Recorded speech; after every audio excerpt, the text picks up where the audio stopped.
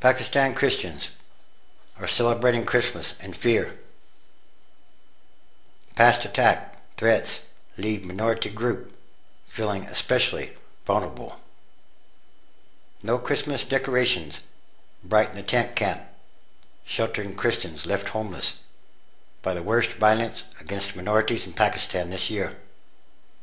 Instead, there is a pervasive sense of fear.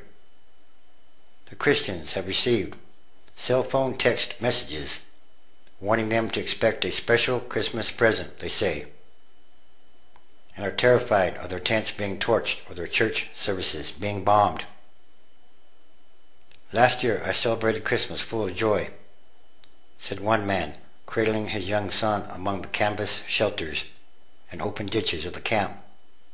But now the fear that we may again be attacked is in our hearts. They are threatening us, saying, "We will again attack you and will not let you out of your homes. We will burn you inside this time," he said.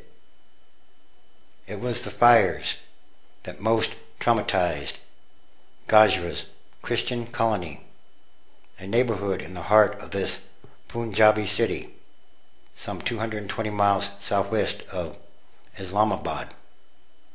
In early August, hundreds of Muslims rampaged through the dirt streets, looting and torching homes as panicked residents tried to flee, and thick black smoke rose into the air. 8 Christians died, 7 of them from one family, trapped in a burning home. Minorities vulnerable. The attack, which officials said was incited by a banned radical Islamist group, followed rumors that Christians had torn pages of a Quran, an act considered sacrilegious by Muslims. The ensuing carnage drew condemnation from the Pope and Pakistan's Prime Minister, and highlighted how religious extremism has left the country's minority groups increasingly vulnerable.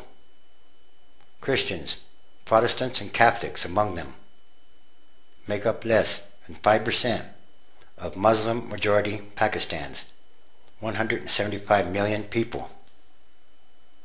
The Christians say more than 100 homes were burned and looted in Gajra and the nearby village of Korian, while many homes have been rebuilt using state money.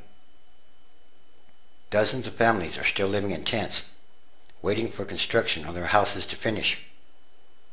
Both those who have moved back into their homes and the ones still in the camp say that they are still regularly threatened. Phone calls telling them to stop pressing for those responsible to be convicted, or else. Armed men turning up at their homes. Text messages on their cell phones promising a special Christmas present. Rocks thrown at the tents in the night. When we sleep at night, the fear never leaves our heart, said a 30-year-old whose father died of a heart attack during the riots. The violence has stuck in our minds. Tension remains. God forbid that it will happen again. Strict security was being put into place during Christmas,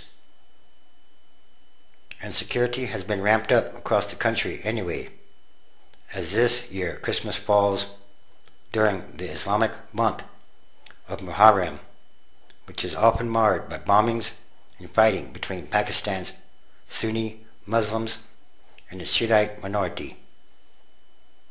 But Gajra's Christians have little faith in the police, who were accused of standing by during the worst of August violence. "The police already didn't save us before," said a 33-year-old who works as a chef in a Islamabad guest house.